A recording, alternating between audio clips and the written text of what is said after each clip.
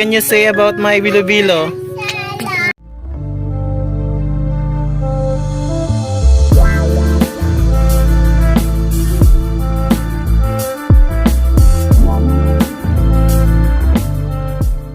It's up to you, my friend. Welcome back to my YouTube channel, and before that I would say good morning. And today's video we're gonna make Bilo-Bilo. So as of the moment nag-aantay kami ng BMAC. Pupunta tayo sa bayan ng San Vicente, and also don't forget to wear your mask. Paglalabas ka ng bahay, always wear mask, and as much as possible, wear sunglasses or eyeglasses para makaiwas tayo sa transmission ng virus, and to stay safe also, and always don't forget to observe social distancing. And today's video, I'm gonna teach you guys how I make my own version of Bilo-Bilo, and stay tuned, and I'll see you guys later.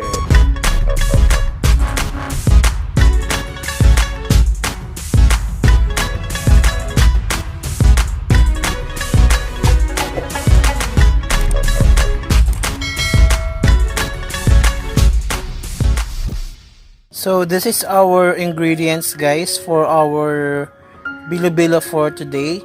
This one is sweet potato or kamoteng bagin. Ito ay gabi. This one is plantain banana or saba. Ito naman ay Casava or kamuting kahoy. This one is our young coconut or buko. And this one is the mixture of glutinous rice flour or malagkit na bigas na nilagyan din ng tubig at binilog-bilog. So pag pinakuluan na siya, ito na yung magiging itsura niya. Pag pinakuluan na siya, once na lumutang na yung bilog, yung bilo-bilo, yung bilog, ibig sabihin siya ay luto na. And this one is sago. Yung I choose yung maliliit na sago para hindi siya mahirap nguyain. And this brown sugar na gagamitin natin, vanilla, and of course evaporated milk. We have coconut milk or gata. This one is yung unang piga or first squeeze, at ito naman yung pangalawang piga or yung second squeeze natin.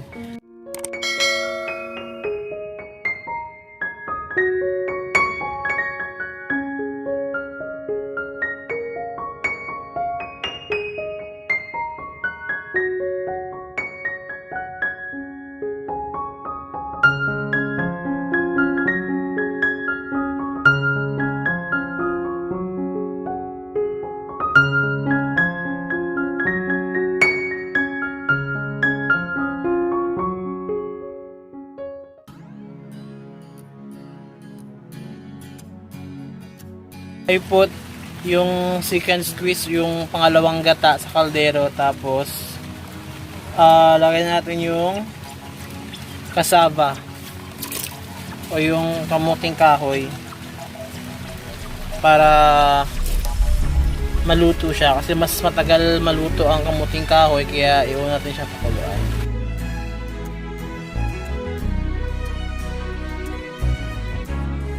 Once na medyo malambot na yung kasaba or yung kamuting kahoy, nilagay na natin ang gabi.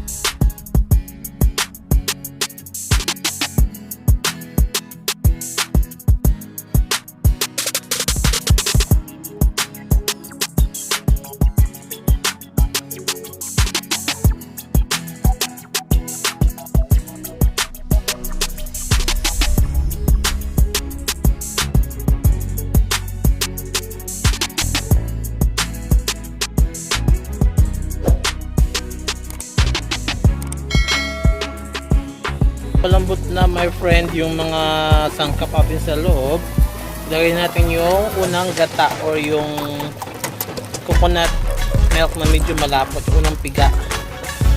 Yun na. Siya na lang.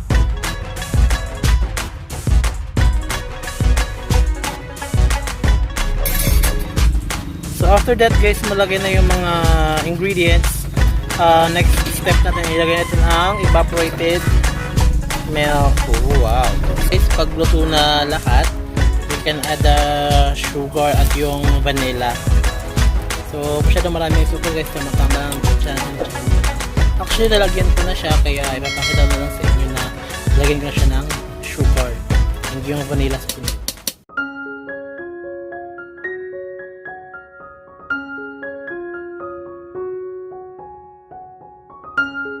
So, hi guys! What can you say about my Bilo-Bilo? Masarap, very sweet.